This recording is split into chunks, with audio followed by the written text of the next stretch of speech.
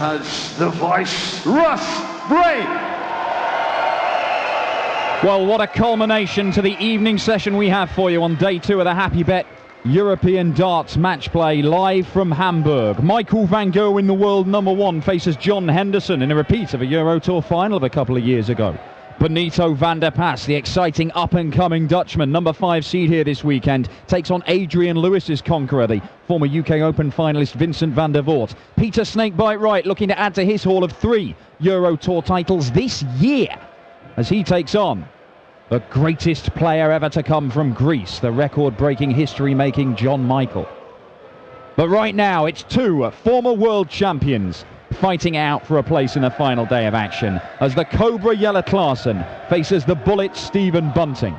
A real test for Klaasen, making his return from surgery on his injured wrist. Stephen to throw first. Game on! It's Bunting v Klaasen for a place in the 3rd round. Rob Malarkey joins me, Dan Dawson, in the commentary box. Yeah, and I suppose it will be interesting to see how Klaasen comes back after that surgery. Hasn't played since Gibraltar. Instead, addressing that big issue that really, had him playing through the pain barrier for much of this year and was a big factor in his early exit from the Premier League as well. 43. We're told the surgery has gone well, but I don't think you can really judge how well it's gone until he's actually played some competitive darts over an extended period. 34. And we talked about it earlier with Paul Nicholson, the risk of coming back too soon and maybe aggravating it, but we'll find out in due course. 100. But despite all those injuries, and the injury problems he's had, I should say, he has reached at least the semi-finals in 5 of his last 6 European Tour events. There was that blip in Gibraltar last time out when he crashed out in the 2nd round at the hands of Magnus Carris, who had a brilliant weekend. 60. But you look at the run of form he's had on the European Tour stage. Semi-final in Sindelfingen, semi-final at the German Open, final of the German Masters in Jena. And it starts like that has led to him having so much success of late as well. Well, Jelle Klaasen has saved his best for the European Tour. In truth, away from the Euro Tour this year, he's not done that much. Yeah. But these European Tour stages are bringing the best out of Jelle Klaasen. He does get a first leg and a break of throw with a 44 checkout. And it would appear that Jelle Klaasen is sticking with his... So it's a new thing for 2017 for Jelle Klaasen that he's not leaving his favourite double 18 double as much. He's trying to leave tops and 16s because he believes it breaks down more easily. You don't want to move inside on 100. Hit inside and move over to the 9s. And then miss inside there, you're wasting a dart to get to double 4. And it was a conscious decision from Jelle, and at times it's felt like the wrong one because he's missed a few doubles at crucial times. But he's going to persevere. 55. On a separate note, I'm not sure I've seen Jelle Klaasen's hair that long. Do you know what? Like Johnny Bravo. I was just trying to put my finger on what was a little bit different about Jelle Klaasen. I mean, he's not quite in big Vincent Kamphaus territory, but he's on the way. 96. You mentioned this, well, we talked about the success he's had, the comparative success he's had in Europe. He has made a couple of floor semi-finals this year as well. Quarter-finalist in the European Championship last year, and a quarter-finalist here as well in 2016. Losing to Michael van Gerwen. 125. As for Bunting, this was the only event he missed last year on the European Tour. Overcame Kenny Nyans in the 1st round yesterday. 47. 6-3. Stephen, you require 125. 6 from 9 on his doubles yesterday, Stephen Bunting. Tops he wants.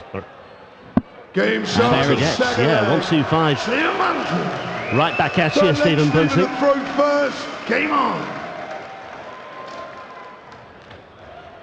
He was looking very comfortable indeed, wasn't he, against Kenny Nyans yesterday, and then the young Belgian came back at him, but it was not enough in the end. 6 from 9 on his checkout, so 101 finish as well. 81. Well, at 5-0 up, he hadn't missed a dart at double, Stephen Bunting, and he hadn't really done much in the scoring stakes, but he was so far ahead of Nyans anyway, who just seemed a bit overawed by the whole process. Having made his debut a couple of years ago on the Euro Tour and getting done 6-0, and then finding himself 5-0 down, he basically just had a big tantrum, and somehow it brought some better darts out of him, and he actually managed to win 3 legs before Bunting got over the line. 91. Bunting has just raised things here. He's left himself a finish after 9, which is what these guys are always aiming to do. But I don't think he'd go for the bullseye if he put the first 2 in the treble 20. We will never know. That will leave him double 18 when he returns to go into the lead in this one. Oh, Jelle Klaasen at 180 to leave 44 in the first leg. He can't quite do the same here. Double 9. Oh, he's splitting it. Fair enough. Double 8. And we have seen that from Stephen Bunting in the past. When he won the Lakeside, he made a conscious decision before even the tournament began that if I leave myself certain numbers, I'm going to split them, and I'll make that preemptive decision now, and so when I'm in the tournament, I don't even have to think about it. And it served him well. He went on to claim the title, became the world champion, just as Jelle Klaasen had done a number of years before. The youngest ever winner of the Lakeside. But I think that clarity of thought is a real thing. You know, it's a real benefit to have, because when you get caught in 2 minds, how often do you see players take a moment, stop, they're not sure, then they decide, and then they put it right in between the 2 beds they're aiming for and get no benefit at all? It's because there's some little voice in the back of their head saying, "You shouldn't have done that, you should have done the other thing." But if you're just 100% committed to the shot you're going for, it just eliminates that kind of doubt.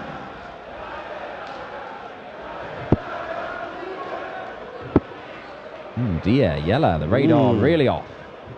26. Just the 26, not even down to a finish. And Stephen Bunting looking to make this 3 legs on the spin. Yeah. 2 of them breaks of throw. Yep, indeed he is. And, well, do with a treble here, and he's got one as well. So he's down to 52, and Klaasen just floundering a bit here. 100. Stephen, you require 52. For a 3-1 lead. 2 bites at top to make that 1. 32. And Klaasen's been letting back require 84. again here. And they only get a dart at the ball. Oh dear, Jelle. Yeah, well. 36. Jelle. Missing the single 18 that would have given him a dart for the leg, and that means that Bunting returns and he gets yet more chances to break the throw, and it's 3 consecutive legs for the bullet. Big leg, Stephen, the throw first. Game on. Yeah, throwing first here for a 4-1 lead as well. Well, there's no escaping the fact that 2017 has been pretty torrid at times for Stephen Bunting. Of the 12 Players' Championship events he's been involved in, he's suffered a first-round defeat in 8 of them, including a 6-0 defeat by Voort in Milton Keynes 3 weeks ago. Even on his birthday in April, that didn't bring him any joy. He got beaten by Antonio Alcinas that weekend in round 2. Lost in the first hurdle at the UK Open as well. So the biggest paychecks of his year so far have been on the European Tour. I mean, he's been seeded for a lot of them, hasn't he, by virtue of winning his second PDC title at the start of last year. But obviously that money has dropped off now, and so he's no longer in the seedings. But he's been only having to win 1 game to make it to the final day. He's done that on more than 1 occasion and has picked up some money. So there's ranking money that Bunting has been picking up, and chunks of ranking money, but without having to go and win 2, 3, 4 games on the spin, which is what you need to do if you're going to win titles, and Bunting hasn't been doing that. Just Sindelfingen, where he had to qualify, and then he had the misfortune of being paired with Adrian Lewis in the first round, which he lost 6-2. But the others, he qualified as a seed. 100. He has met Peter Wright on 3 occasions as well this year in Europe, which hasn't helped either. 6-0 in Gibraltar last time out as well. Yeah, that was comprehensive. In fact, 6-0, 6-1 and 6-2 against the 3-time winner on the European Tour this year, who's on stage next, by the way. John Michael is his opponent. Stephen Bunting here, closing in on 4-1, but not there yet. Needs the treble, doesn't get it, and Bunting once again is going to get more darts. For a 4-1 lead, and look, it's been solid from Bunting, but it's not been spectacular. It's just been enough against Jelle Klaasen, who seems to be showing a little bit of rustiness, and maybe understandably so. Stephen Bunting doesn't care, though.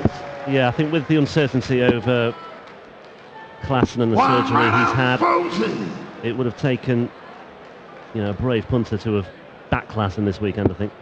Well, certainly, but then that first leg, he came roaring out, didn't he? Hit a 180 and managed to get a break of throw. That is Bunting's first 180.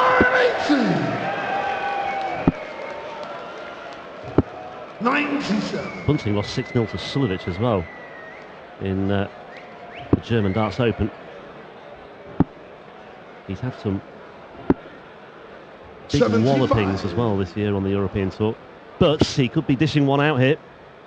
2 legs away from a place in the last 16 and a meeting with Kyle Anderson, who's just seen off James Wade. Wade with a woeful average of just over 71. It's a much better leg from Jelle Klaasen. 60. But he's going to get 6 darts from here anyway, so he can go whatever route he wishes. 84. And that'll leave him tops. Took out tops for the first leg of this match. Since then, it has been all Stephen Bunting. 96. Jelle, you require 40. Chasing around here, double 5. 30. And once again, Stephen, you require 90. Klaasen not punishing Bunting on that occasion. Yeah, bullseye he wants. 65. It looked... Jelle, you require 10. It was ambiguous whether it was a help or a hindrance, that one, as he aimed at the ball, that first dart in the 25, but he may get another go. No, Klaasen, last dart in hand, leg, does manage to get a second leg, but skin of your teeth stuff, Jelle. Yeah, now, will that be a turning point? 59. Bunting just has to stay true here. 59, half my deal. 59. Trading 59s at the outset of leg 7. Bunting hasn't gone beyond the 3rd round of a European Tour event this year. Placing the 3rd round is the incentive here. Made the quarterfinals twice and the semi-finals on the European stage last year.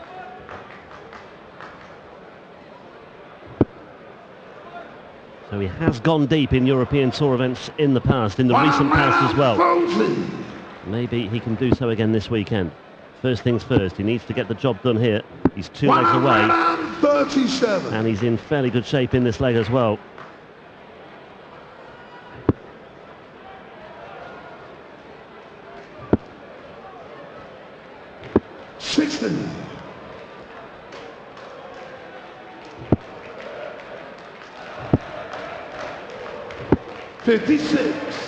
Well, Jelle's still not down to a finish after 4 visits, and that means that Stephen Bunting once again is in a position where he can go out in 3, but he knows he's got 6 darts if he needs them, and it's just letting him just stroll to these legs. And that's exactly what he's done. It's 117 checkout, expertly taken out by the former Lakeside champion world master. 48. And Bunting, well, I mean, he's been significantly the superior player this evening, which with Jelle's record on the European Tour this year may be surprising. He is a very different animal this evening, I feel. Just looks to be 83.